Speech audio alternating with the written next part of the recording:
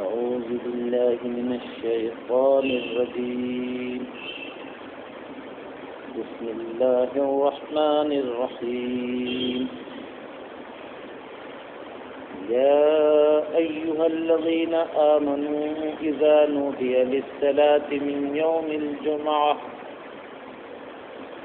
يوم الجمعة فاسعوا إلى ذكر الله وذروا البيع ذلكم خير لكم إن كنتم تعلمون وإذا قضيت الصلاة فانتشروا في الأرض وابتغوا من فضل الله واذكروا الله كثيرا لعلكم تفلحون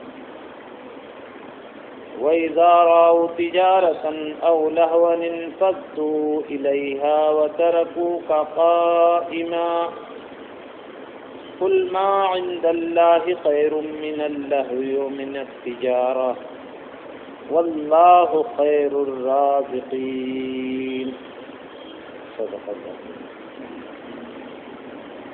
محترم بزرگوں اور بھائیوں، پچھلے موقع پر ہم نے سورہ جمعہ کو سمجھنے کی کوشش شروع کی تھی۔ اللہ تعالیٰ کی کسی حکمت کے تحت بہرحال یہ سورہ کا کنٹینویشن اور اس کا تسلسل باقی نہیں رہ پایا، میں بیچ میں ایک آدھ بار حاضر نہیں ہو سکا۔ یہ سب شروع کیا تھا اسی وقت یہ ارادہ کیا تھا کہ یہ پوری سورہ سمجھیں گے ہم انشاءاللہ۔ یہ سورہ 28ویں پارے میں ہے، کبھی موقع ملے تو ضرور اس کا ایک ترجمہ تھوڑا غور سے آپ جیسا ابھی سمجھنے کی کوشش کی جا رہی ہے تو انشاءاللہ اس کو ترجمے کے ساتھ آپ پڑھیں گے دوبارہ تو آپ کو ایک الگ سے اس کا لطف آئے گا اور الگ سے اس کا نفع ملے گا انشاءاللہ۔ میں نے یہ بات عرض کی تھی شروع میں کہ یہ سورہ کا جو دوسرا رکوع ہے یعنی جو بعد میں آیا ہے، جو میں نے ابھی پڑھا ہے، وہ قریب اللہ کے نبی صلی اللہ علیہ وسلم مدینے میں آئے ہیں اس کے ایک ہی سال کے اندر نازل ہو گیا، لیکن جو شروع کا جو ٹکڑا ہے وہ قریب 6 سال بعد نازل ہوا۔ لیکن اللہ تعالیٰ نے جو بعد میں نازل ہوا 6 سال بعد، اس کو اللہ تعالیٰ نے بالکل شروع میں رکھا ہے، اور جو بالکل 6 سال پہلے ہی نازل ہو گیا تھا اس کو بعد میں اللہ کے نبی صلی اللہ علیہ وسلم نے اس کی ترتیب کی۔ ظاہر ہے یہ ترتیب اللہ کے نبی صلی اللہ علیہ وسلم کی بھی نہیں، یہ ترتیب اللہ کی۔ جب سورہ کی تدوین ہونے لگی تو اللہ کے نبی صلی اللہ علیہ وسلم نے سورہ جمعہ کا جو شروع کا حصہ تھا وہ بعد میں رکھا، اور جو پہلے نازل ہو گیا تھا اس کو بعد میں رکھا، اور جو بعد میں نازل ہوا تھا 5-6 سال بعد اس کو آپ نے پہلے رکھوا دیا۔ تو اس پر میں نے ہم کا اشارہ کیا تھا کہ ایسی کون سی ضرورت تھی یا کس حکمت کے تحت اللہ تعالیٰ نے بات رکھی تھی۔ اصل میں بات یہ تھی کہ مسلمانوں پر ایک بہت اہم عبادت ہفتے کی جمعہ فرض کی گئی، اور آپ کو معلوم ہوگا کہ نبی اکرم صلی اللہ علیہ وسلم جب مدینے تشریف لائے ہیں یعنی ہجرت کر کے مکے سے آپ مدینے آئے ہیں، تو جب مدینے آپ پہنچے ہیں سمجھیے اسی وقت سے جمعہ کا آغاز ہو گیا ہے۔ ابھی مدینے شہر میں آپ داخل نہیں ہوئے تھے آبادی میں، قریب کی ایک جگہ پہ قبا نام کے ایک بستی تھی، وہاں آپ نے قیام کیا، وہاں آپ صلی اللہ علیہ وسلم نے ایک مسجد بنائی پہنچ کر، اس کا نام ہے مسجد قبا، ابھی بھی اس کا نام وہی ہے۔ پھر وہاں سے جب آپ نکلے مدینے کے لیے تو کچھ غالباً صبح کا وقت تھا یا کچھ ایسے ہی وقت نکلے آپ تو دوپہر کے آس پاس ایک اور بستی میں پہنچے، اس بستی کا نام ہے بنو سالم کی بستی ہے، بنو سالم کا قریہ تھا وہ۔ وہاں آپ پہنچے، جمعہ کا دن تھا، جمعہ کا وقت ہو گیا، ابھی تک جمعہ کی نماز نہیں پڑھی گئی تھی، پہلی جمعہ کی نماز بنو سالم کی بستی میں پڑھی گئی۔ جس جگہ آپ صلی اللہ علیہ وسلم نے یہ نماز جمعہ پڑھائی لوگوں کو، اسی جگہ ایک مسجد بنی ہوئی ہے، اس کا نام مسجد جمعہ۔ تو گویا یعنی جمعہ کی نماز تو آتے ہی مدینے کے اندر آتے ہی سمجھیے، بلکہ حدود مدینہ میں داخل ہونے سے پہلے ہی آپ صلی اللہ علیہ وسلم نے جمعہ کی نماز ادا کی۔ لیکن آداب جمعہ کے تعلق سے مسلمانوں کو 1 سال بعد تقریباً ہدایات دی گئی۔ وہ ہدایات ہیں جو میں نے اس وقت آپ کے سامنے پڑھی۔ لیکن کئی سال بعد پھر اللہ تعالیٰ نے یہودیوں پہ ایک تبصرہ کیا، اس تبصرے کو اللہ تعالیٰ نے اس سورے کا آغاز بنا دیا، اور جو بالکل شروع میں جو آیات نازل ہوئی تھی ان کو بالکل آخر میں رکھ دیا۔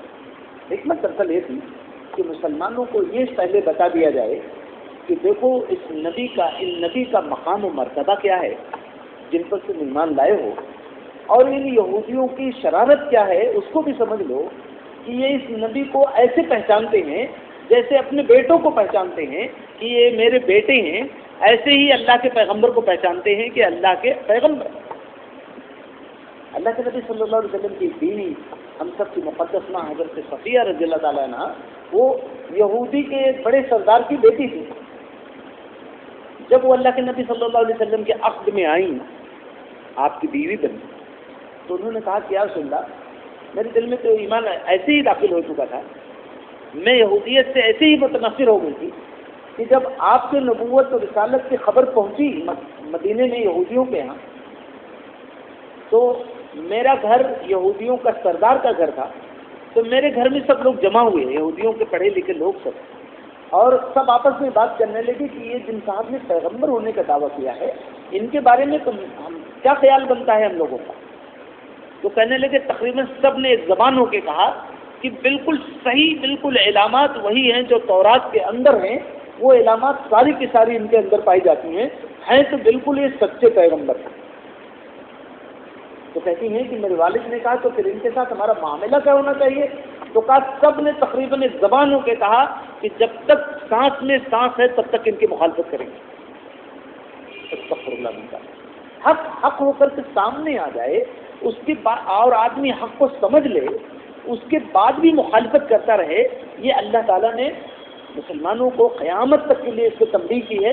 فرمایا وَلَا تَكُونُوا كَالَّذِينَ تَفَرَّقُوا مِن بَعْدِ مَا جَاءَهُمُ الْبَيِّنَاتُ، ان لوگوں کی طرح مت ہو جانا جو آپس میں متفرق ہو گئے، اس کے باوجود کہ ان کے پاس کھلی کھلی نشانیاں آ چکی تھیں، جتنی نشانیاں ان کے پاس موجود تھیں ان سب کے مطابق محمد رسول اللہ صلی اللہ علیہ وسلم اللہ کے آخری پیغمبر تھے اور آپ دنیا میں آ چکے تھے، یہ سب پہچاننے کے باوجود انہوں نے انکار کیا۔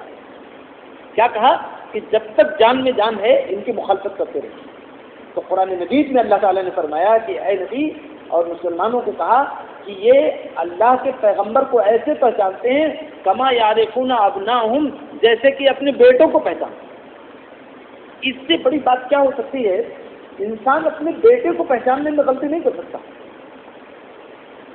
اللہ تعالیٰ نے یہودیوں کو، تو یہاں یہودیوں کو پہلے ذکر کیا اللہ تعالیٰ۔ یہودیوں کا ایک زون تھا کہ پیغمبر ہمارے یہاں آئیں گے۔ اگر آپ دیکھیں تو یہودیوں کا یہ زون، اس کا ایک بیک گراؤنڈ بھی ہے، سینکڑوں پیغمبر تو ان کے یہاں آ چکے تھے۔ حضرت ابراہیم علیہ السلام کے بعد ان کے آپ کے دوسرے بیٹے حضرت اسحاق علیہ السلام، اس کے بعد ان کے بیٹے یعقوب علیہ السلام، ان کے بیٹے یوسف علیہ السلام، پیغمبروں کی ایک سیریز ہے جو ان کے یہاں آئی تھی۔ اور پھر حضرت موسیٰ علیہ السلام، حضرت ہارون علیہ السلام، پھر بعد میں زکریا علیہ السلام، یہ سب اسی نسل سے ہیں سب۔ تو یہ سمجھ رہے تھے کہ ہمارے یہاں پیغمبر آئیں گے، لیکن یہ فیصلہ تو کرنے کا مجاز نہیں تھے۔ کوئی پیغمبر اپنے من سے پیغمبر تو بنتا نہیں تھا، پیغمبر تو اللہ تعالیٰ منتخب کرتے تھے۔ بھائی فلاں اپنے بندے کو اس علاقے کے اپنے بندوں کے رہنمائی کے لیے ہم منتخب کر رہے ہیں، اس کو کتاب دیں گے یا پچھلے نبی کی کتاب ان کے لیے کفایت کرے گی۔ اس طرح اللہ تعالیٰ نے پیغمبر بنائے لوگوں کو۔ تو ان کا یہ زوم تھا کہ پیغمبر ہمارے یہاں آئے گا تبھی مانیں گے۔ چنانچہ اس بات کا بھی اندیشہ تھا کہ اگر ان کو یہ معلوم ہو جائے کہ کسی بچے کے یعنی اللہ کے نبی کے بارے میں بھی ان کو بچپن میں معلوم ہو گیا ہوتا کہ یہ پیغمبر ہیں، تو بعض لوگوں کو مورخین میں بہت سے لوگ ایسے ہیں جنہوں نے اندیشہ ظاہر کیا ہے کہ وہ آپ کو قتل کرنے کی ضرور کوشش کرتے ہیں۔ چنانچہ آپ کو ایک میں واقعہ سنا دوں کہ اللہ کے نبی صلی اللہ علیہ وسلم کی عمر 12 سال کی تھی۔ اس وقت آپ صلی اللہ علیہ وسلم اپنے چچا ابو طالب کے ساتھ ایک سفر میں نکلے، تجارت کے سفر میں۔ اب تو آپ کے والد گرامی کا تو انتقال ہو چکا تھا، اور پھر آپ کے دادا جان جو آپ کی پرورش کر رہے تھے ان کا بھی انتقال ہو چکا تھا۔ 8 سال کے آپ سے تو دادا کا انتقال ہو گیا، اس کے بعد ابو طالب نے پرورش کی۔ اور اس میں کوئی دو رائے نہیں ہے، یہ پوری انسانی تاریخ سے بتا رہی ہے کہ کسی چچا نے اپنے بھتیجے کی ایسی غالباً پرورش نہیں کی، اتنی محبت سے۔ تاریخ میں آتا ہے کہ ابو طالب اپنے بچے یعنی حضرت علی اور حضرت جعفر کو اتنا خیال نہیں کرتے تھے جتنا اللہ کے نبی کا خیال کرتے تھے۔ محمد رسول اللہ صلی اللہ علیہ وسلم کو تجارت کے بھی گر سکھانے تھے، دنیا بھی دکھانی تھی، ابو طالب کو تو کچھ اندازہ نہیں تھا کہ یہ بچہ کون ہے۔ تو یہ کہ ذمہ داری سمجھ کر کے اس بچے کو تھوڑا چلنا پھرنا سکھانا ہے، دنیا کو دیکھ کر کے کیسے زندگی گزارے گا، تجارت کرے گا۔ تو 12 سال کی عمر آپ کی تھی، آپ کو لے کے چلے شام کی طرف گئے، راستے ہی میں تھے ابھی کہ وہاں ایک راہب تھا جس کا نام بحیرہ ہے، وہ ایک عیسائی عالم تھا، اس کو تورات کی بھی تعلیمات کا علم تھا اور انجیل کو بھی اس نے اچھا خاصا اس کا مطالعہ کر رکھا تھا۔ حالانکہ اس میں بہت ساری باتیں گٹمٹ ہو چکی تھی تورات کے اندر بھی، انجیل کے اندر بھی، لیکن پیشین گوئیاں باقی تھی۔ یہ بہت دلچسپ بات ہے، اللہ تعالیٰ اس کتاب کے اندر سب کچھ مٹ گیا تھا تو پیشین گوئیاں ہی کیوں باقی تھی؟ یہ بھی اس سے زبردست سوچنے کی ضرورت ہے۔ پیشین گوئیوں کو ان لوگوں نے نہیں مٹایا، وجہ کیا تھی؟ وہ یہ سوچ رہے تھے کہ پیشین گوئیاں رہیں گی تو ہم اپنے نبی کو پہچان لیں گے جو آئیں گے۔ تو تورات میں بھی پیشین گوئیاں موجود تھیں، اور میں آپ سے کروں ہمارے ملک کے اندر میں کبھی کبھی غور کرتا ہوں کہ ان کی جو پرانی کتابیں ہیں وہ کتنی مصدق ہے، کتنی غیر مصدق ہے، وہ الگ بات ہے، لیکن ان کے یہاں بہت ساری چیزیں ختم ہو گئی، گٹمٹ ہو گئی، لیکن پیشین گوئیاں باقی رہ گئیں۔ تو پیشین گوئیاں باقی رہ گئی تو اللہ تعالیٰ نے انہی پیشین گوئیوں کے ذریعے سے بہت سے لوگوں کو اللہ کے نبی کو پہچاننے کی توفیق دے دی، سمجھ رہے؟ تو یہ اللہ تعالیٰ نے ان پیشین گوئیوں کے ذریعے اس بحیرہ نے وہ دیکھ رہا تھا آسمان میں کوئی تبدیلی دیکھ رہا تھا، تو وہ دیکھ رہا تھا کہ یہ جو قافلہ آ رہا ہے ادھر سے، اس پہ وہ دیکھ رہا تھا کہ ابر کا ایک ٹکڑا ہے جو اس کے ساتھ ساتھ چل رہا ہے۔ تو اس کو ایک تو یہ بات لگی، اس کے بعد کچھ اور علامتیں اس کو ملی، تو جب وہ قافلہ ٹھہر گیا آبادی کے باہر تو بحیرہ آیا وہاں، بحیرہ راہب، اور اس نے کہا کہ آپ میں سے مکے سے کون قافلہ آیا ہے؟ بہت سے لوگ آ کے ٹھہرے تھے وہاں، تو ان لوگوں نے کہا ہم ہیں مکے کے لوگ، کیونکہ مکے کے لوگوں کو کعبہ کی وجہ سے ایک اچھی سیادت حاصل تھی، باوجود اس کے کہ انہوں نے کعبے کے ساتھ بہت برا سلوک کر رکھا تھا، اس میں بہت سارے بت وہاں جمع رکھے تھے، لیکن کعبے کی وجہ سے ان کو ایک مقام حاصل تھا۔ ان لوگوں نے کہا ہم ہیں مکے سے، تو اس نے پوچھا تم میں قریش کا کون ہے؟ قریش قبیلے کا۔ تو ابو طالب اس کے سردار تھے، انہوں نے کہا کہ میں ہوں۔ کہا کہ یہ بھتیجا کس کے ساتھ ہے، یہ لڑکا کس کے ساتھ ہے؟ تو ابو طالب نے کہا کہ میرا بیٹا ہے۔ تو اس نے کہا یہ بالکل غلط ہے، اس نے کہا یہ بالکل غلط ہے۔ اب آپ کو حیرت ہوگی کہ اس بچے کو کیا معلوم، اس آدمی کو کیا معلوم ہے کس کے بیٹے کس کے نہیں، لیکن اس کتاب کے اندر جو پیشین گوئیاں تھیں اس میں یہ تھا کہ وہ جو آخری پیغمبر آئیں گے وہ یتیم پیدا ہوں گے۔ تو اس نے کہا یہ بات غلط ہے، آپ کا بیٹا نہیں ہو سکتا۔ مجھے جو علم ہے اس کے مطابق تو اس بچے کا باپ اس کے پیدا ہونے سے پہلے ہی مر چکا ہے۔ تب انہوں نے کہا ہاں یہ میرا بھتیجا ہے، اس کا باپ میرا بھائی۔ تب اس نے کہا کہ میں جو علامتیں اس بچے کے اندر دیکھ رہا ہوں اس کو لے کر کے آپ آگے نہ جائیں، بالکل آگے شام میں یہودیوں کا علاقہ شروع ہو جائے گا، وہ اس بچے کو پہچان لیں گے اور مجھے اندیشہ ہے کہ اس کو قتل کرنے کی کوشش کریں، کیونکہ ان کو یہ زوم ہے کہ وہ آخری پیغمبر جو آئیں گے وہ ہمارے یہاں آئیں گے۔ یہ تاریخ میں آپ کسی بھی مورخ کی تاریخ پڑھیں گے تو آپ کو یہ باتیں مل جائیں گی، ایون انگریزوں نے بھی جو سیرت کی کتابیں لکھی اس میں اس چیز کو کوٹ کر دیا ہے انہوں نے۔ یہ ان کی ایمانداری کہی جائے گی کہ انہوں نے یہاں اپنے زد انہی پہ پڑ جاتی ہے یا دوسری لابی پر، لیکن بہرحال اس کو انہوں نے کوٹ کر دیا کہ بحیرہ نام کے ایک عیسائی راہب نے محمد صلی اللہ علیہ وسلم کے چچا ابو طالب کو مشورہ دیا کہ اس بچے کو آگے مت لے جائیں۔ تو یہ یہودیوں کو زون تھا کہ پیغمبر آئیں گے تو ہمارے یہاں۔ تو چنانچہ وہ بات جو میں نے حضرت صفیہ کو آپ کو سنائی، انہوں نے کہا کہ میرے والد اور سب لوگوں نے بیک زبان فیصلہ کیا کہ یہ تو صحیح ہے کہ وہ پیغمبر ہیں اللہ کے، لیکن جب تک جان میں جان ہے مخالفت کریں گے ان کی۔ تو کہتے ہیں کہ میرے دل میں آیا کہ میرے والد اور یہ سب لوگ کہتے ہیں کہ جب کہتے ہیں کہ وہ نبی برحق ہیں تو پھر مخالفت کرنے کا کیا سوال ہے؟ اللہ کا کرنا خیبر فتح ہو گیا، اس کے بعد سب گرفتار ہو گئے اور بہت سے لوگ قتل کر دیے گئے۔ حضرت صفیہ اللہ کے نبی صلی اللہ علیہ وسلم کے پاس لائی گئی، آپ نے ان سے عقد کر لیا، اور ایک بڑے یہودی خاندان کے ایک خاتون جب آئیں تو اب یہودیوں کے یہاں بھی بالکل ان کا ایک مورل ختم ہو گیا کہ اب تو جب ہمارے سردار کی بیٹی اللہ کے نبی کے حرم میں ہے تو کیا بولیں گے۔ تو یہ وہ تھا یہودیوں کا جو زونگ۔ تو عرب کے لوگوں کو دیگر لوگوں کو امی کہتے تھے، جڑ کہتے تھے، تو اللہ تعالیٰ نے اسی پہ کمنٹ کیا، وہ پچھلی آیت میں نے پڑھی تھی، میں پورا ٹکڑا نہیں پڑھ رہا ہوں. اللہ تعالیٰ نے فرمایا دوسری آیت اسی میں، هو الذی بعث فی الامیین رسولا منہم، وہ اللہ ہی ہے جس نے امیوں میں سے رسول اٹھایا. جس طبقے کو وہ امی کہہ کر کے، جڑ کہہ کر کے، ایک اس زمانے میں ایک زبان سریانی زبان، عبرانی زبان میں ایک لفظ گوئم تھا، یعنی اس کا مطلب جو انگریزی میں ترجمہ کیا ان لوگوں نے تو ایڈیٹ کیا، یعنی ان کے نزدیک انتہائی خراب، انتہائی جڑ قسم کے لوگ تھے، جن کو وہ جڑ کہتے تھے، اپنے زوم میں سب سے اعلیٰ سمجھتے تھے اپنے آپ کو، اور جن کو سب سے اسفل سمجھتے تھے. اللہ نے وہاں اپنے نبی کو بھیجنے کا فیصلہ کیا. تو اللہ نے کیا فرمایا، ایک طرح سے یہ جملہ اس طرح کا ہے جس سے ان کے اس زوم کو ہٹ کر دیا. اللہ تعالیٰ نے فرمایا کہ وہ اللہ ہی ہے جس نے اپنے نبی کو امیوں میں سے اٹھایا. تمہارے زوم باطل کے بالکل برخلاف اللہ تعالیٰ نے امیوں میں سے رسول اٹھایا. حالانکہ ان کی زیادتی تھی. وہ کیسے کہتے تھے امی، وہ ذرا بھی پیچھے جا کے غور کرتے تو جس حضرت ابراہیم علیہ السلام کے ایک بیٹے کی نسل سے وہ تھے، انہیں حضرت ابراہیم علیہ السلام کے ایک بیٹے حضرت اسماعیل علیہ السلام تھے، اور ان کو وہ مانتے بھی تھے کہ حضرت اسماعیل علیہ السلام ان کے بیٹے تھے. تو کیسے وہ کہہ رہے تھے یہ تو انہی کا وہ ہے. ہمارے ملک میں بھی ایک طبقہ ہے، آپ سمجھ لیجیے، یہ جو برہمن ہوتے ہیں، برہمن، تو وہ اپنے آپ کو برہمن کی سنتان کہتے ہیں. مطلب کوئی اور آپ کو ہے تو پورے ملک کے اندر کیا پوری دنیا میں، جیسے سری لنکا ہے، برما ہے، اس طرح کے جو ممالک ہے، برہما کا پوری دنیا میں ایک مندر ہے، اور وہ راجستھان میں ایک جگہ ہے جو ہے پشکر، وہاں ایک مندر.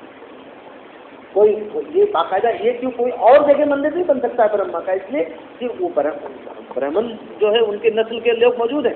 تو برہما کی اولاد پوری دنیا میں تو برہمن کی شکل میں موجود ہے، تو مندر کی کیا ضرورت ہے؟ دلیل کون سا فلسفہ دی ہے؟ تو یہ یہودیوں کی ذہنیت بھی یہی تھی. اللہ تعالیٰ نے فرمایا کہ ہم نے انہیں امیوں میں سے ایک رسول اٹھایا، اور ان رسول کا کام یہ ہے کہ وہ اللہ کی آیات ان کو پڑھ کر کے سناتے ہیں، ان کا تزکیہ کرتے ہیں، ان کے عقیدے اور فکر اور اخلاق کو درست کرتے ہیں، ان کو کتاب و حکمت کی تعلیم دیتے ہیں. اور اللہ رب العالمین نے فرمایا کہ ان نبی کے آنے سے پہلے تم اگر دیکھو تو یہ کھلی ہوئی گمراہی میں مبتلا، کھلی ہوئی گمراہی میں مبتلا تھے. ایک بات تو ہے سمجھانے کی بھی کہی جا رہی ہے کہ تم خود اگر اپنے عقل سے کام لوگے، صرف سر کی آنکھیں نہیں، ذرا قلب و نظر کی دماغ کی بھی آنکھوں کو کھولو گے تو تمہیں خود لگ جائے گا کہ یہ کون لوگ ہیں، یہ کون لوگ ہیں. یہ جیسا میں نے کیا مدینے کے اندر یہ سورہ نازل ہوئی، 13 سال اللہ کے نبی مکے میں گزار کے آئے تھے، اس کے بعد اور یہ 6 سال مزید سمجھیے گزر چکے، اس کے بعد مدینے آنے کے بعد یہ ٹکڑا نازل ہوا. مطلب اچھا خاصا یہودیوں نے دیکھ لیا تھا کہ مسلمان کیسے ہیں، جن کو وہ امی کہتے تھے. آج اسی میں ابو بکر ہیں، آج اسی میں حضرت عمر ہیں، آج اسی میں حضرت عثمان ہیں، حضرت علی ہیں، حضرت طلحہ ہیں، حضرت زبیر ہیں. یہ بڑے بڑے اساطین ہیں. خود اپنے ان کے حلقے کے کئی لوگ مسلمان ہو چکے تھے. ایک بہت بڑے یہودی عالم عبداللہ ابن سلام رضی اللہ تعالیٰ عنہ وہ ایمان لا چکے تھے. اللہ تعالیٰ نے گویا کہا کہ تم خود دیکھو وَإِنسَانٌ مِّن قَبْلُ لَفِي ضَلَالٍ مُّبِينٍ، ابھی ان آیات اور ان نبی سے کے آنے سے پہلے یہ خود کھلی ہوئی گمراہی میں مبتلا تھے. تو تم دیکھو کہ یہ نبی اور ان نبی پہ جو کلام نازل ہو رہا ہے وہ کیسی بڑی تبدیلی انسانوں کے اندر لا رہا ہے. جو کل کے اچکے تھے، کل کے جو ہے ظالم تھے، کل کے اپنے لڑکیوں کو زندہ دفن کرنے والے تھے، کل کے لوگوں کو راہگیروں کو لوٹنے لینے والے تھے، آج خود دیکھو کہ وہ انسانیت کے محافظ بن گئے ہیں. کھلی ہوئی گمراہی میں جو لوگ تھے آج عدل و انصاف کا سراپا بن گئے ہیں. تو کیا تم کو اتنی بڑی نشانی نظر نہیں آتی کہ یہ اللہ تعالیٰ نے ایک دلیل دی، اور یہ دلیل اتنی زبردست مورل ایک ایویڈنس ہے، ایک اخلاقی دلیل ہے کہ اس کو ایک اندھا انسان بھی دیکھ سکتا ہے.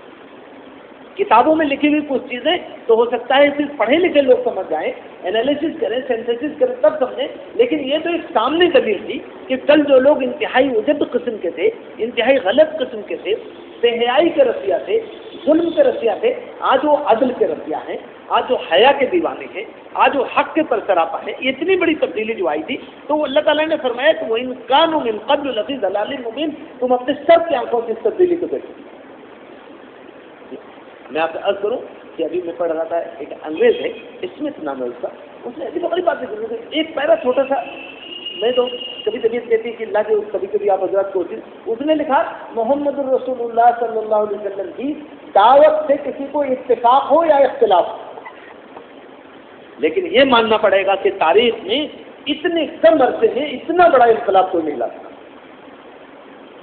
دیکھیے کتنا اپنے آپ کو بچا کے لے کہا کہ محمد رسول اللہ صلی اللہ علیہ وسلم سے کسی کو اتفاق ہو یا اختلاف ہو، لیکن یہ ماننے بغیر کسی کو چارہ نہیں ہے کہ دنیا میں اتنے مختصر عرصے میں اتنا بڑا انقلاب کو جھیلا سکے۔ محمد رسول اللہ صلی اللہ علیہ وسلم کو اللہ تعالیٰ نے بھیجا آپ کے ذریعے، اور یہ بھی فرما دیا کہ وہ یہ جو نبی ہیں یہ ان تمام لوگوں کے لیے آئے ہیں لما یلحقوا بہم، جو ان کے ابھی نہیں ملے۔ تو مفسرین کو اللہ تعالیٰ رحم فرمائے، انہوں نے اس کو بہت خوبصورت کیٹیگرائزیشن کیا، فرمایا کہ اس وقت جب وہ نبی موجود ہیں تو جتنے بھی دنیا میں انسان ہیں، جتنے بھی انسان ہیں، چاہے یہودی ہو، زرتشت ہوں، آتش پرست ہوں، ہندی ہوں، چینی ہو، ایرانی ہو، ساسانی ہو، کوئی بھی ہو، جتنے لوگ بھی ابھی ان سے نہیں ملے ہیں یہ ان کی طرف بھی بھیجے گئے ہیں۔ لیکن اس کا دوسرا مطلب یہ ہے اب قیامت تک جتنے لوگ پیدا ہوں گے یہ نبی ان سب کے لیے آئے۔ اللہ رب العالمین نے یہ بتانے کے بعد یہودیوں پر ایک کمنٹ تو یہ کیا کہ جس اپنے ذوم باطل میں وہ سمجھتے تھے کہ یہ امی ان کے اندر پیغمبر آئے ہو ہم تسلیم کریں، ایسا نہیں ہو سکتا۔ دوسرا ان کو ایک جو ذوم تھا اپنے بارے میں اللہ تعالیٰ نے اس پہ کمنٹ کیا، وہ ان کو یہ ذوم تھا کہ ہمارے پاس اللہ کی کتاب ہے، اللہ کی کتاب ہے، تبھی تو اس کتاب کی پیشین گوئیوں کی روشنی میں پہچان گئے تھے۔ لیکن اس کتاب کو کیا وہ حق ادا کر رہے تھے جب وہ کتاب پورے لفظوں میں اشارہ کر رہی ہے کہ اللہ کے پیغمبر ہیں، لیکن وہ کہہ رہے ہیں نہیں جب تک جان میں جان ہے تب تک اس کی مخالفت کریں گے؟ تو گویا اس کتاب سے وہ کیا فائدہ اٹھا رہے تھے؟ اللہ نے ایسے خوبصورت تذکرہ کیا ہے کہ دنیا کا کوئی انسان ہو، بڑے سے بڑے انسانوں کا اجتماع بھی کیا کرتا۔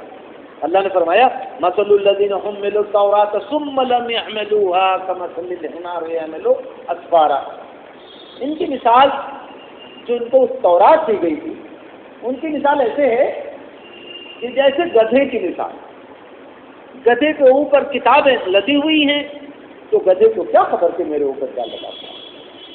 اللہ نے انسان کو بھی مثال نہیں دی، یہ بات بہت سمجھنے کی ہے۔ اللہ تعالیٰ کی ناراضگی کی کتنی بڑی دلیل ہے یہ یہودیوں سے کہ اللہ نے مثال بھی کسی اور جانور کی نہیں دی۔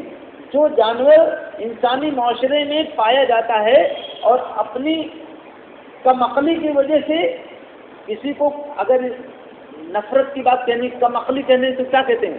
اردو زبان میں آتے کہ بیل کو، لیکن جب کسی کو کہہ دیا جائے کہ گدھا ہے تو کیا مطلب ہے کہ اس کو عقل تو بالکل ہے ہی نہیں۔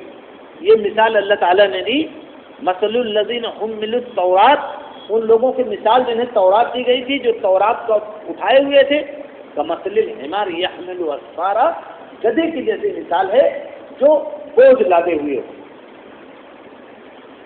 اللہ تعالیٰ بہرحال یہ بہت اہم بات ہے، اگر ذرا بھی عقل رکھتے وہ لوگ تو سوچتے کہ بھائی یہ ہماری شقاوت اور ہماری سخت دلی پہ کتنا سخت تبصرہ ہے، اور کم سے کم پلٹ کے اپنی کتاب ہی تو دیکھنے لگتے۔ یہ یہودیوں کی ایک بہت بڑی بدنصیبی ہے۔ آپ سمجھ لیں کہ یہودی قوم کے پاس 1500 سال تک تقریباً اللہ تعالیٰ کی جو تعلیمات تھیں وہ پتھروں کے شکل میں، کھودے ہوئے شکل میں 1500 سال تک محفوظ رہی، لیکن انہوں نے کیا کیا؟ نبیوں کی شان میں گستاخی کرتے رہے، نبیوں کو اذیتیں دیتے رہے، نبیوں کو قتل بھی کرتے رہے۔ تینوں باتیں قرآن مجید میں، نبیوں کا مذاق اڑانا، نبیوں کو اذیت دینا۔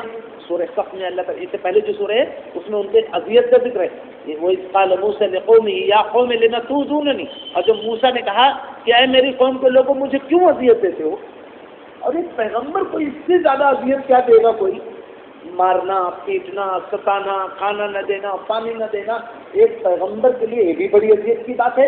لیکن بہت سخت اذیت جو موسیٰ علیہ السلام کو انہوں نے دی کہ موسیٰ علیہ السلام سے کہا اے موسیٰ ہمارے لیے ان مشرکین کی طرح سے ایک بچڑا، ایک معبود دے دو، ایک بت بنا دو ہمارے لیے۔ استغفر اللہ من ذلک۔ جب کوئی قوم شقاوت کے درجے پہ چلی جائے، اپنے پیغمبر سے کسی بت کا مطالبہ کرنے لگے، موسیٰ علیہ السلام نے کہا کیا تم لوگ اس درجے گر چکے ہو؟ میں اللہ کی توحید کا ترجمان ہوں، علمبردار، تمہاری رہنمائی کے لیے میں بھیجا گیا ہوں، تم مجھ سے خود کا مطالبہ کرو۔ تو اس درجے وہ چلے گئے تھے۔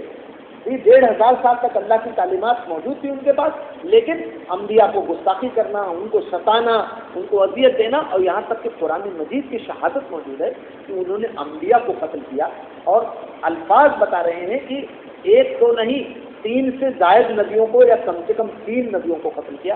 الفاظ ہیں وہ یقتلون الانبیاء، انبیاء بھی جمع پلورل اور یقتلون بھی یہ جمع کے صیغے کے لیے آتا ہے، یعنی انہوں نے نبیوں کو قتل کیا. تو یہ گویا اللہ تعالیٰ نے ان کو مسلمانوں کو یہ جمعہ والی بات بتانے سے پہلے یہودیوں کے بارے میں تھوڑا ایک تبصرہ دیا کہ اے ایمان والو، اے محمد رسول اللہ صلی اللہ علیہ وسلم کی امتیوں، اے میرے آخری پیغمبر کے امتیوں، دیکھو تم سے پہلے یہ قوم یہاں تمہارے ارد گرد موجود ہے جو تمہارے لیے عبرت کا سامان ہے.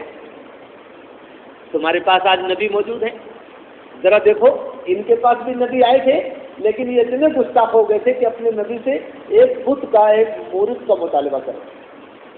آج تمہارے پاس نبی کی لائی ہوئی اللہ کی کتاب اتر رہی ہے تو سن لو، ان کے پاس کتاب 1500 سال تک محفوظ تھی لیکن انہوں نے اس کتاب کے ساتھ کیا سلوک کیا؟ بعد میں اس میں انہوں نے اپنی باتیں ملا دی. اشارہ ہو رہا ہے کہ دیکھو اے مسلمانوں، تم اس طرح نہ ہو. انتہائی میرے پاس الفاظ نہیں ہے. اللہ کے نبی صلی اللہ علیہ وسلم کی ایک حدیث مبارکہ ہے، آپ نے فرمایا کہ میرے امت کے لوگوں، مجھے تمہارے بارے میں ایک اندیشہ ہے. صحابہ سمجھ نہیں پائے. آپ نے فرمایا مجھے اندیشہ یہ ہے کہ جہاں جہاں بھی یہودیوں نے انگلی ڈالی تھی سوراخ میں، کسی دل میں، مجھے اندیشہ ہے تم بھی وہاں انگلی ڈالو. اگر آج آپ دیکھیں تو ہم مسلمانوں نے یہ کمزوریاں اختیار کی. اللہ کی کتاب تو اس کی حفاظت کی اللہ نے ذمہ داری لے لی تھی، لیکن یہ بات تو ہے، معاف کیجیے، کہ اللہ کی کتاب کو جو اپنی زندگی میں مقام دینا چاہیے کیا ہم دے رہے ہیں؟ اللہ کی کتاب کو جو مقام اپنی زندگی میں دینا چاہیے کیا ہم دیں گے؟ کیا ہماری صبح و شام اللہ کی کتاب کی تلاوت سے شروع ہو رہی ہے؟ کیا ہمارے گھروں میں اللہ کی کتاب کی تلاوت کا ماحول بن رہا ہے؟ میں زیادہ کی بات نہیں کر رہا ہوں، ابھی گاؤں میں اپنے بچپن میں دیکھا کرتا تھا کہ باقاعدہ خواتین رات میں سوتے وقت سورہ بقرہ کی تلاوت کر کے سوتی تھی. علماء باقاعدہ صحیح حدیث میں موجود ہے، جس گھر میں سورہ بقرہ کی تلاوت کی جائے گی وہاں نہ تمہارے ایمان کی چوری شیطان کر پائے گا، نہ تمہارے اسباب کی چوری انسانی چور کر پائیں گے. گویا اللہ تعالیٰ اس گھر کی حفاظت کا ایک چھتری اللہ تعالیٰ کی طرف سے قائم ہو جاتی ہے. اور بعض حدیث سے تو معلوم ہوتا ہے کہ بعض گھروں میں سورہ بقرہ پڑھی جا رہی تھی تو فرشتے آسمان سے اترنے لگے. یہ کیا ہے؟ کیا ہم اللہ تعالیٰ کی کتاب کا حق ادا کر رہے ہیں؟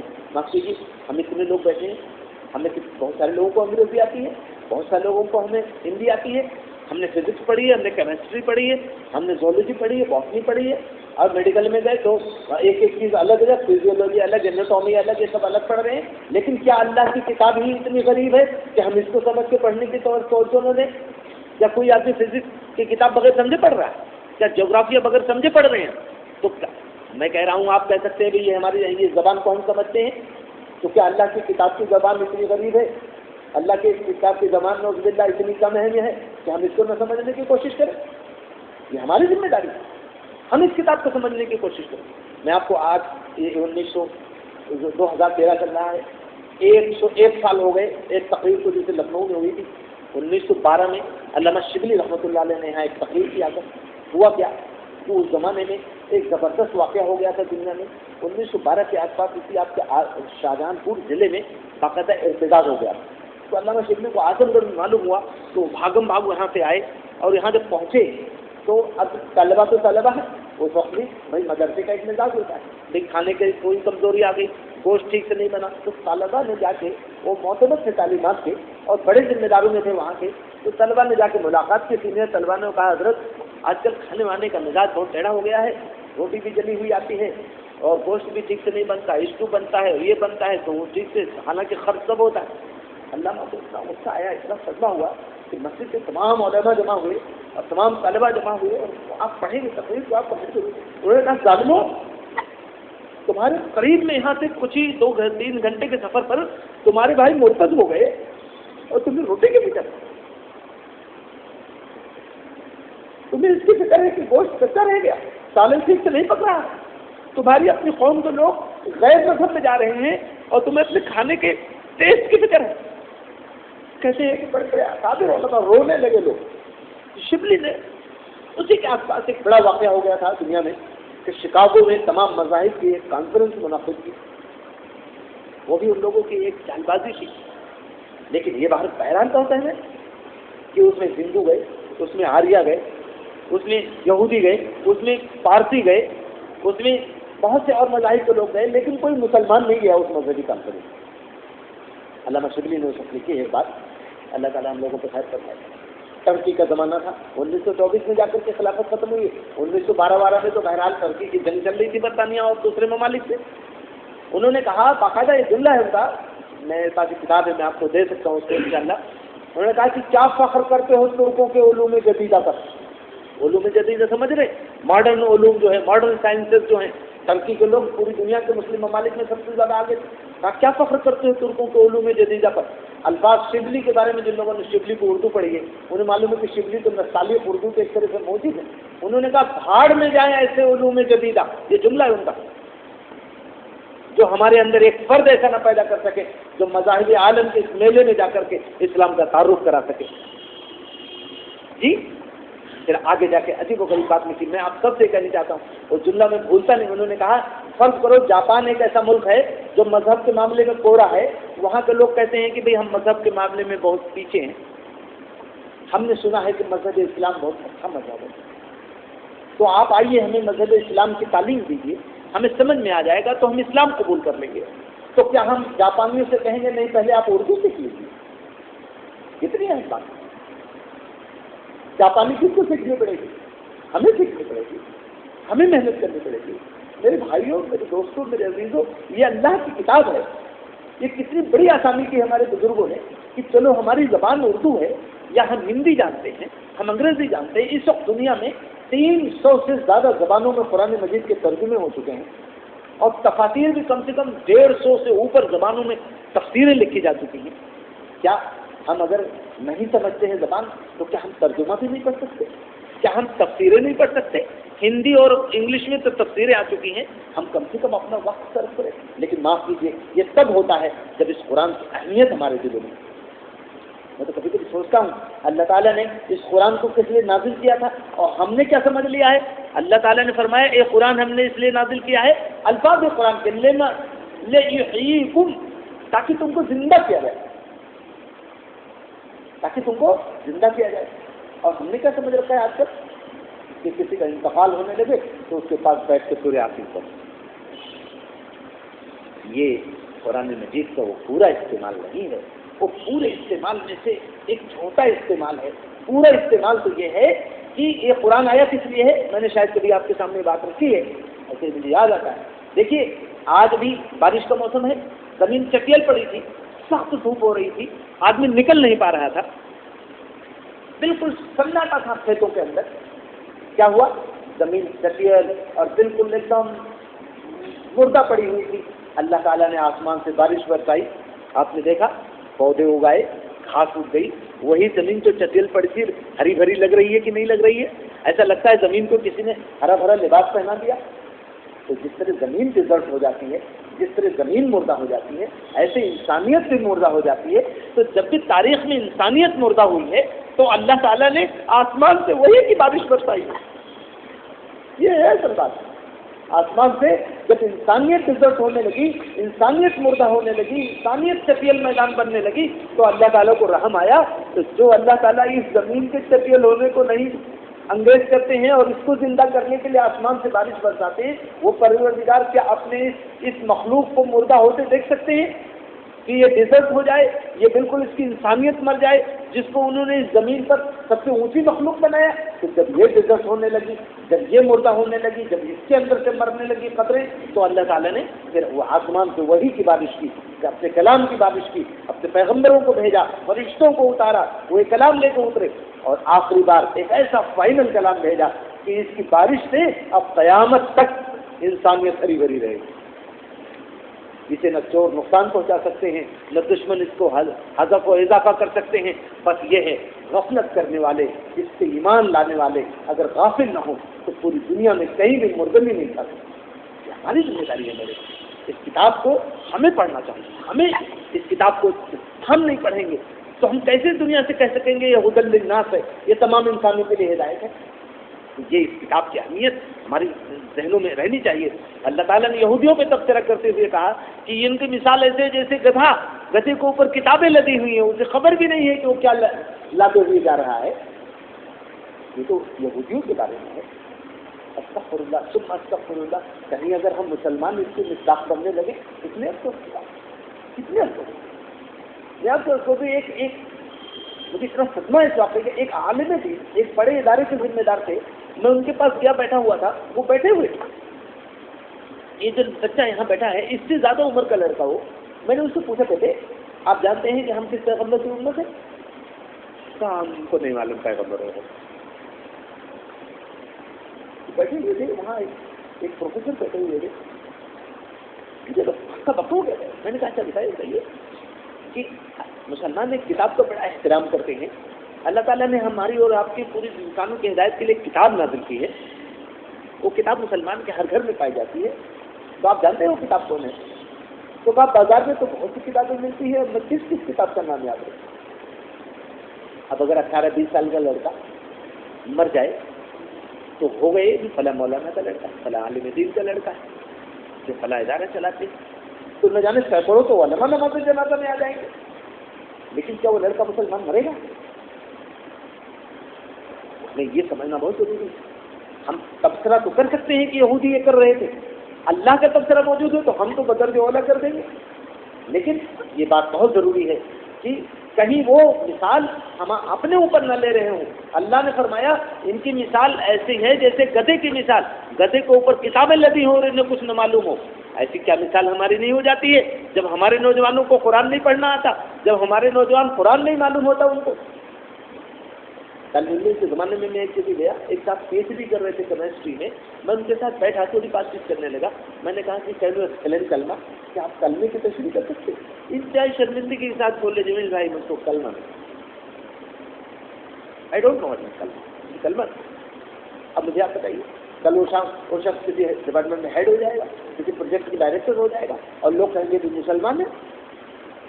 تو ایسے مسلمان کیا ہم وہی مثال نہیں پیش کر رہے ہیں کہ بھئی ان کو یہ تو یہودیوں کی جو مثال دی اللہ نے کہ ان کی مثال گدھوں جیسی ہے، ان کو اوپر کتاب ہر مسلمان کے گھر میں. لیکن ہم کچھ نہ اگر اس کو جانے، کچھ نہ پہچانے تو پھر یہ بہت بہت بہت خراب مثال ہے. میں چاہتا ہوں کہ اللہ تعالیٰ اس خراب مثال سے ہمیں قریب بھی نہ جائے. یہاں جو بات میں نے کی کہ اللہ تعالیٰ نے یہودیوں کی مثال دی، کہا دیکھو ان کی طرح نہ ہو جانا، ان کی طرح نہ ہو جانا. یہ تو دنیا کے بندے ہو چکے ہیں. فرمایا کہ ان سے کہو کہ اگر یہ کہتے تھے کہ نحن ابناء اللہ و احباؤہ، یہ یہودیوں کا جملہ ہے، قرآن مجید کے اندر نقل ہے. یہ کہتے تھے ہم اللہ کے بیٹے ہیں. ابھی میں نے آپ کو ایک مثال دی نا برہما کے سنتان کی. یہ باقاعدہ ان کا جملہ قرآن مجید میں نقل ہے کہ ہم اللہ کے بیٹے ہیں، واحباؤہ، اور اس کے چہیتے ہیں. اللہ کا تعالیٰ کے محبوب لوگ ہیں. تو اللہ تعالیٰ نے ان کے اوپر ایک سوال کیا اللہ تعالیٰ نے کہ اگر تم کہتے ہو کہ تم اللہ کے چہیتے ہو تو اللہ سے ملاقات کی تمنا کرو. یہاں فرمایا اللہ تعالیٰ نے کہ قل ان الموت الذی تفرون منہ. اس جگہ فرمایا کہ ان سے کہو کہ اگر تم اللہ کے چہیتے ہو تو بھائی اللہ کے چہیتے ہو تو اللہ سے ملاقات کی تمنا کرو. تو فرمایا یہ ہرگز موت کی تمنا نہیں کرے گی. اور یہاں فرمایا قل ان الموت الذی تفرون منہ فانہ ملاقیکم. کہہ دیجئے پیغمبر ان یہودیوں سے کہ جس موت سے تم بھاگ رہے ہو وہ تم سے مل کے رہے گی. فانہ ملاقیکم، وہ تم سے ملاقات کر کے رہے گی.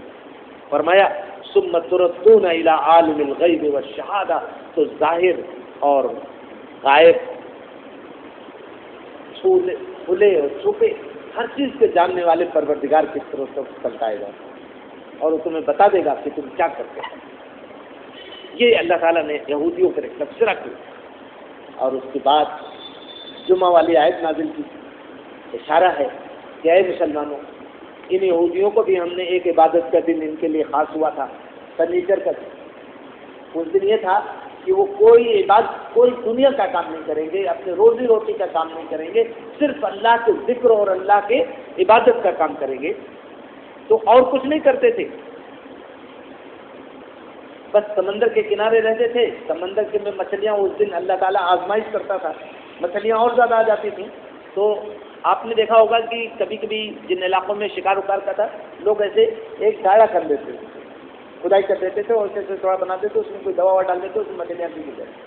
तो इस तरह को वो चालाकी उस जमाने में करते थे। मेरे एक दोस्त है अलीगढ़ में, अभी जब मुझे कोई 20-25 साल पहले उनकी एक बात याद आती है।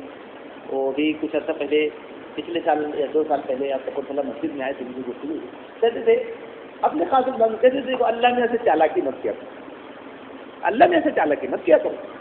भाई चालाकी तो उससे करो जो तुम्हारी चाल को समझ न पाए, वो तो तुम्हारे दिल में उठने वाले एहसास तक के खालिक। तो यहूदी ये तमाशा करते थे। अल्लाह ताला ने मुसलमानों से क्या कहा, ऐ मुसलमानों देखो यहूदियों से सबक लो, तुम पर हमने जुमा की इतनी बड़ी इबादत फर्ज की है, देखो ये जो जिस कौम का जिक्र हो रहा है इन पर भी एक दिन खास किया गया था, लेकिन उन्होंने अपने उस दिन की कोई कदर नहीं की, तो देखो इनकी तरह न होगा, इनकी तरह।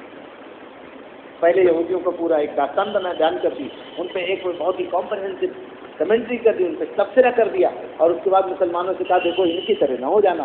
फिर फरमाया ऐ लोगों जो ईमान लाए हो, जब जुमा के दिन तुम्हें नमाज के लिए पुकार दिया जाए तो दौड़ पड़ो अल्लाह के जिक्र की तरफ। एक ही आयत में उसी को नमाज जुमा कहा, और उसी आयत में उस नमाज को क्या कहा, जिक्र। इज़ा नूदिया लिस्सलाति मिन यौमिल जुमुआ, जुमा की नमाज के लिए जब पुकारा जाए फसअू इला ज़िक्रिल्लाह, अल्लाह के जिक्र की तरफ दौड़ पड़ो। क्या मतलब, नमाज अल्लाह का जिक्र। मूसा अलैहिस्सलाम को तो रात अल्लाह ने ऐसे फरमाया अक़िमिस सलाता लिज़िक्री, ऐ मूसा मेरी याद के लिए नमाज कायम करो। वह नमाज क्या है, अल्लाह की याद, अल्लाह का जिक्र। और फिर अल्लाह के जिक्र की बड़ी शक्लें हैं, आप खड़े बैठे जिक्र कर रहे हैं, खड़े जिक्र कर रहे हैं जी, अल्लाह को याद कर रहे हैं, लेकिन सबसे ज़्यादा अल्लाह ताला को अपनी याद की जो शक्ल पसंद है वो क्या है, नमाज। सबसे ज़्यादा जो अल्लाह ताला को अपनी याद की जो शक्ल पसंद है उसको अल्लाह ताला ने 5 बार फर्ज कर दिया है।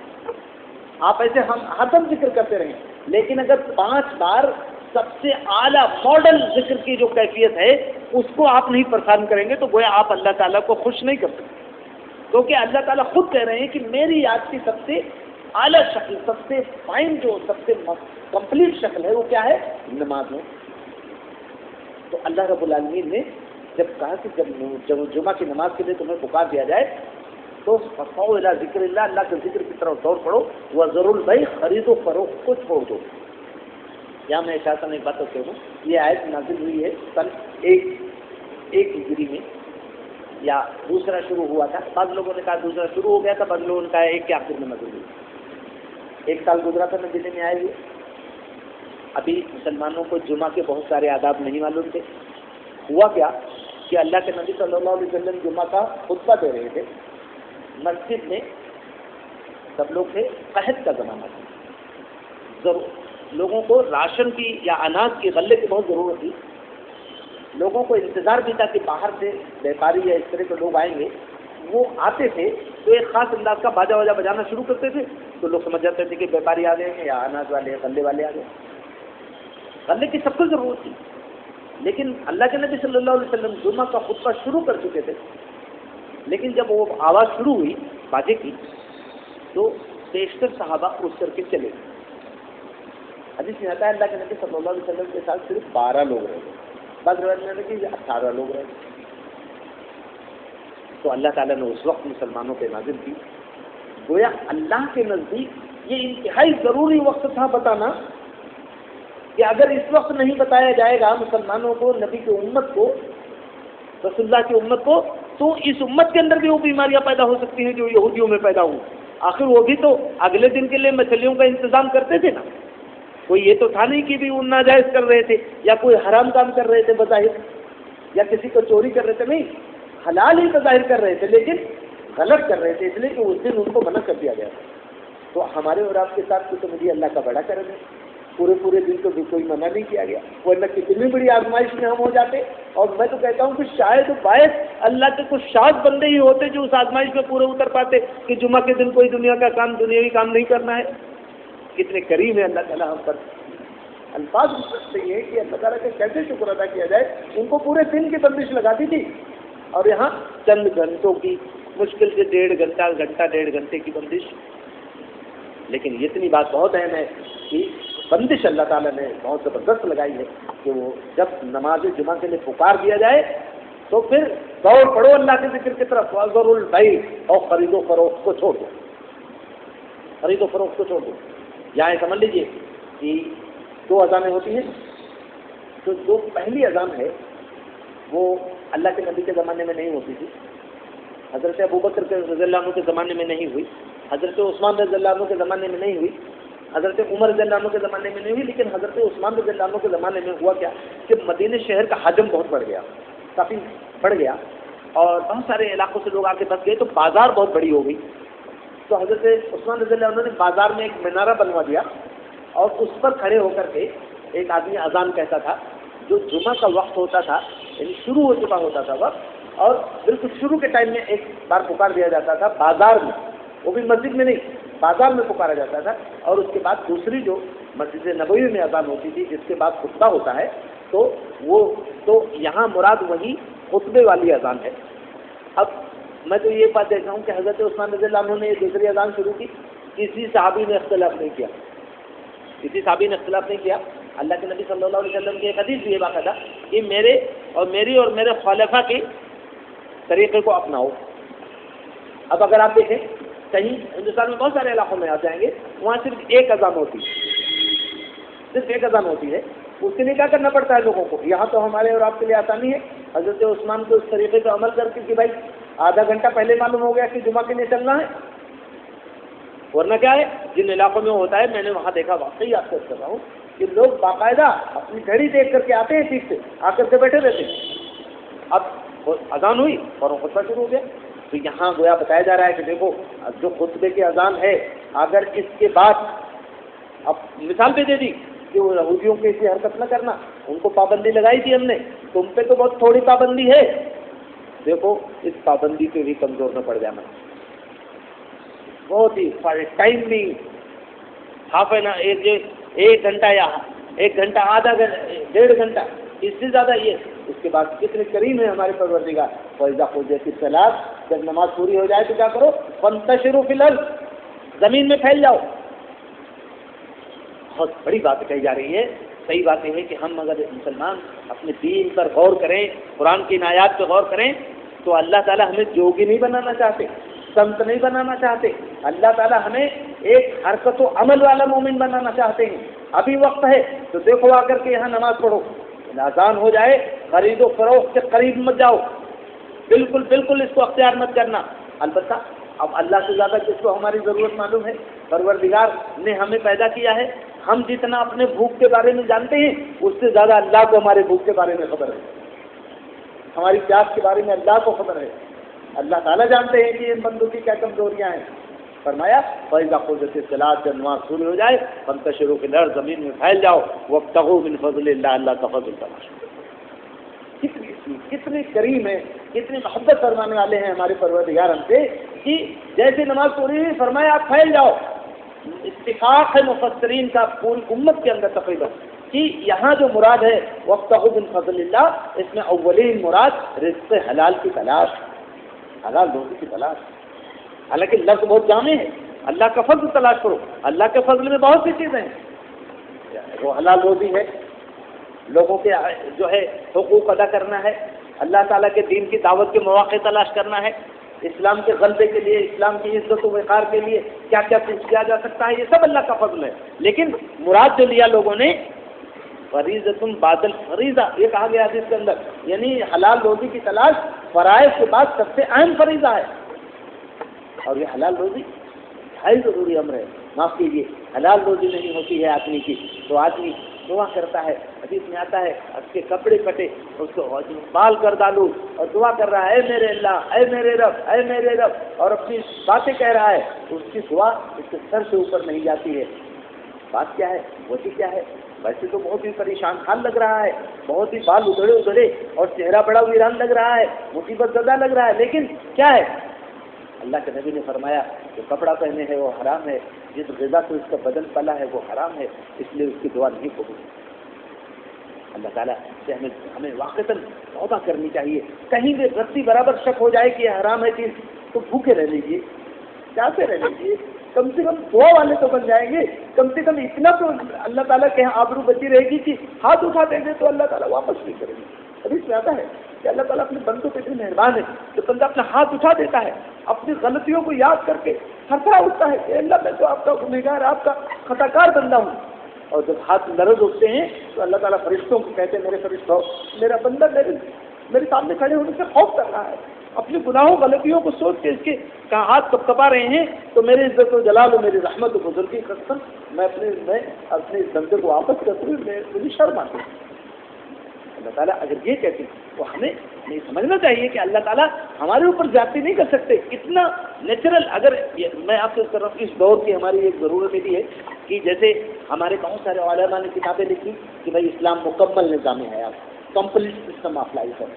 ایک مطلب زندگی کے جتنے سیگمنٹ ہیں سب کے لیے اسلام کے اندر استنجے میں بیٹھنے کے آداب, سواری پہ بیٹھنے کے آداب, عدالت کی کرسی پہ بیٹھنے کے آداب, حکومت و اقتدار کے تخت پہ بیٹھنے کے آداب, مسکرانے کے آداب, دوستی کے آداب, دشمنی کے آداب, صلح کے آداب, جنگ کے آداب, بیوی سے تعلق, بچوں سے تعلق, زندگی کا کون سا شعبہ ہے جس کے لیے رسول اللہ صلی اللہ علیہ وسلم نے ہمیں نمونہ نہیں پیش کیا؟ جی تو کیا محمد رسول اللہ صلی اللہ علیہ وسلم نے اپنے اس پہلو سے ہمیں ایسے ہی چھوڑ دیا ہوگا؟ تو ہمیں یہ سمجھ لینا چاہیے کہ اسلام ایک کمپلیٹ سسٹم آف لائف ہے.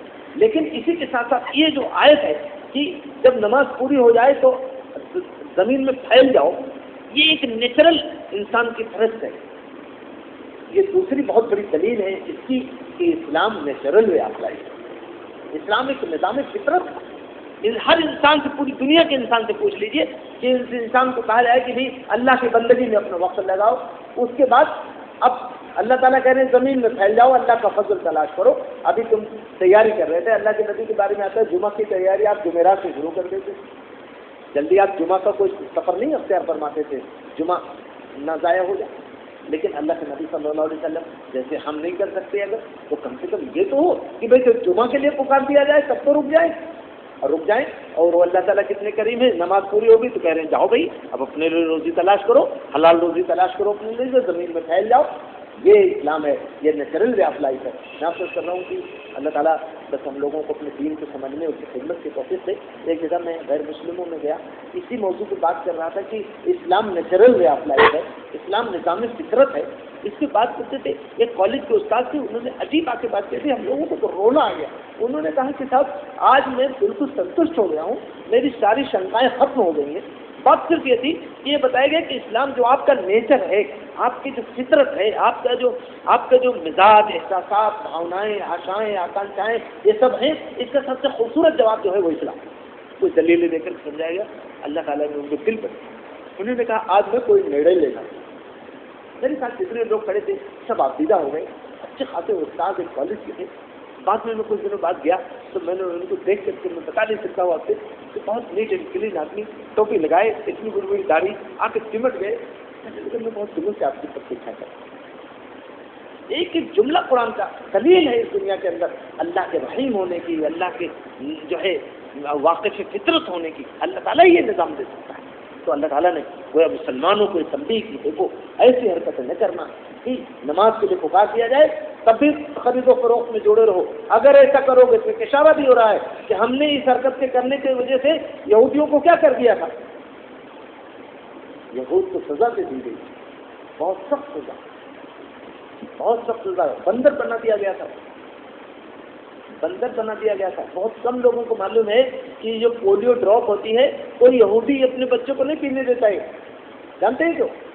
وہ یہ کہتے ہیں کہ وہ جو آج سے 1000-2000 سال پہلے جو لوگ بندر بنائے گئے تھے تو وہ بندر سے بنے ہوئے ہیں, ابھی آج بھی بندر ہیں. تو پتہ نہیں یہ بندر کی کڈنی سے یہ پولیو ڈراپ بنتا ہے, اس کے اندر ایک جز ہوتا ہے, اس کو نکال کر کے پولیو ڈراپ بنایا جاتا ہے. تو کہتے ہیں کہ ہو سکتا ہے ہمارے آبا و اجدادی کی کڈنی استعمال ہوئی ہو, یہ سب وہی ہمارے نسل کے لوگ ہوں جو بندر بنا دیے گئے تھے. حالانکہ یہ بڑی راحت پا سکتے ہیں اگر قرآن پہ ایمان لے آتے. قرآن نے کہا وہ بندر بنا دیے گئے تھے, اس کے بعد یہ ہے کہ ان کو 2 یا دوسرے تیسرے دن ان سب کا انتقال ہو گیا, سب مر گئے. آپ دیکھیے ان کی یہ حساسیت. اور اللہ تعالیٰ نے فرمایا, ان کو فرمایا تو خونو قردتن خاصعین, ذلیل بندر ہو جاؤ. اتنا تو اشارہ ہو رہا ہے کہ دیکھو اگر نماز جمعہ پکار دیا گیا، اس کے باوجود بھی تم نافرمانی کرو گے، خرید و فروخت و تجارت میں گم رہو گے، تو دیکھو یہ تو فیصلہ شاید ہم نہ کریں کہ تم کو بندر بنا دیں، لیکن عزت کی زندگی نہیں ہے۔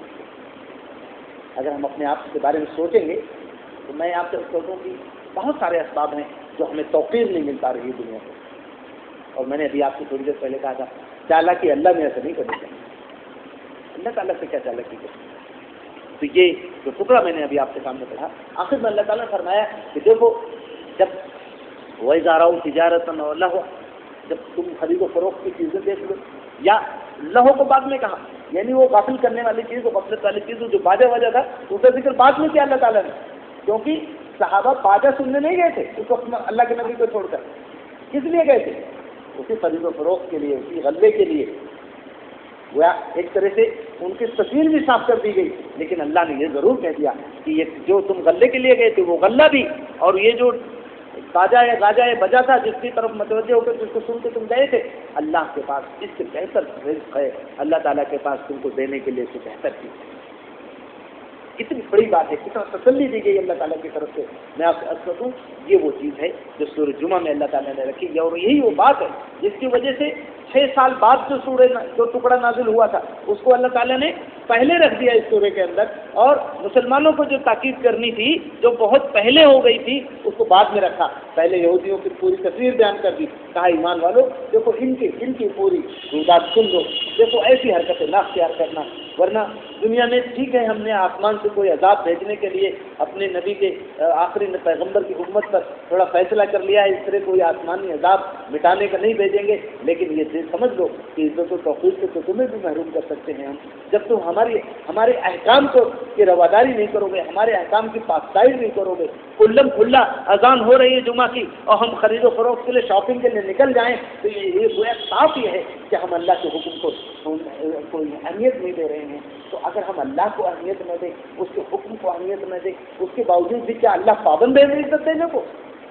میرے بھائیوں، میرے دوستوں، میرے بزرگوں، اللہ تعالیٰ کی کتاب ہے جو ہمیں بہت پہلوؤں سے ہمارے دلوں کو ایک دم چھو رہی ہے، ہمارے دلوں کو دستک دے رہی ہے۔ میں اللہ تعالیٰ سے دعا کرتا ہوں کہ اللہ تعالیٰ منافق سے کمزور و گنہگار کو بھی اور آپ دوستوں اور بھائیوں کو بھی اپنی کتاب کی روح کو سمجھنے کی توفیق سے، اپنی کتاب کے ذریعے اللہ تعالیٰ ہمیں جو زندگی عطا کرنا چاہتا ہے، واقعتاً اگر دیکھیں تو ہماری دل مردگی کے شکار ہے اس وقت۔ یہ کتاب ہمیں آئی ہے لما یحییکم، تاکہ تم کو زندہ کر دے۔ ہم اس کتاب سے تعلق جوڑ کر کے اپنے آپ کو زندہ کر سکتے ہیں۔ میں انتہائی ادب کے ساتھ درخواست بھی کروں گا، آپ اپنے گھروں میں قرآن کی تلاوت کا ضرور ماحول بنائیے۔ اب تو آج کل اتنے نیل سے نویز ہیں، باقاعدہ قاری تلاوت کر رہا ہے اور آپ اسکرین پر اس کو دیکھ سکتے ہیں، بیٹھ کر کے بچوں سے کہ یہ 10 منٹ آؤ بیٹھ کے قرآن شریف سنیں گے۔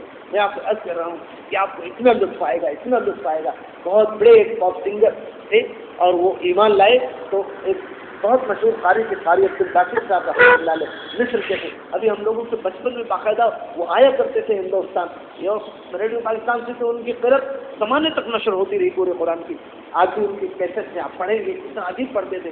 وہ جو پاپ سنگر تھے وہ یوسف الاسلام، وہ آئے، ان کی قیرت سنی، سورہ رحمان کی تلاوت کر رہے تھے، اتنا عجیب و غریب پڑھ رہے تھے، اتنا ڈوب کے پڑھ رہے تھے۔ اسی دن انہوں نے یوسف الاسلام کا نام پرانا یاد نہیں آ رہا ہے مجھے، انہوں نے کہا کہ کیا قرآن سے بڑھ کر بھی کوئی موسیقی ہو سکتی ہے؟ اتنی نغمگی، اتنے دل کو کشش چھو دینے والی، دل کو قابو میں کرنے والا کہ یہ تلاوت۔ اسی دن سے توبہ کر لی انہوں نے پاپ سنگر سے، ایمان لائے اور پھر اسلامی ترانے نغمے اپنے نغموں سے اور اپنے ترنم سے بہت سارے اسلامی ترانے انہوں نے گائے اور اس کو پڑھا اور پورے عالم اسلام میں پھیل گئی۔ ایک قرآن کی آیت کی تلاوت اگر یہ انقلاب لا سکتی ہے تو قرآن کو سمجھنا کتنا بڑا انقلاب لائے گا، اس کو ہم غور کر سکتے ہیں۔ اللہ تعالیٰ سے میری دعا ہے کہ اللہ تعالیٰ ہمیں اپنی کتاب سے تعلق استوار کرنے کی توفیق عطا فرما دے، اور واقعتاً جو ہماری زندگی میں مردنی آ رہی ہے اس کتاب کی صحبت سے، اس کتاب کی قربت و تعلق سے، اللہ تعالیٰ اس کو ختم فرما کر کے ہمیں واقعتاً سچی زندگی اور سچی حیات عطا فرما دے۔ ہم سب اس کے محتاج ہیں، ہم سب اللہ تعالیٰ سے دعا کریں۔ اللهم صل على محمد وعلى آل محمد كما صليت على إبراهيم وعلى آل إبراهيم إنك حميد مجيد. اللهم بارك على محمد وعلى آل محمد كما باركت على إبراهيم وعلى آل إبراهيم إنك حميد مجيد. ربنا آتنا في الدنيا حسنة وفي الآخرة حسنة وقنا عذاب النار. ربنا ظلمنا أنفسنا وإن لم تغفر لنا وترحمنا لنكونن من الخاسرين. ربنا لا تزغ قلوبنا بعد إذ هديتنا وهب لنا من لدنك رحمة إنك أنت الوهاب. اے ہمارے پروردگار ہمارے گناہوں کو معاف فرما دیجیے. اے ہمارے رب ہمارے خطاؤں سے درگزر فرما دیجیے. اے پالنہار ہم آپ سے بہت غافل ہو جاتے ہیں. اے اللہ اس غفلت کو ختم فرما دیجیے. اے اللہ اپنے ذات پاک سے سچی محبت عطا فرما دیجیے. اے اللہ اپنی کتاب سے سچا تعلق عطا فرما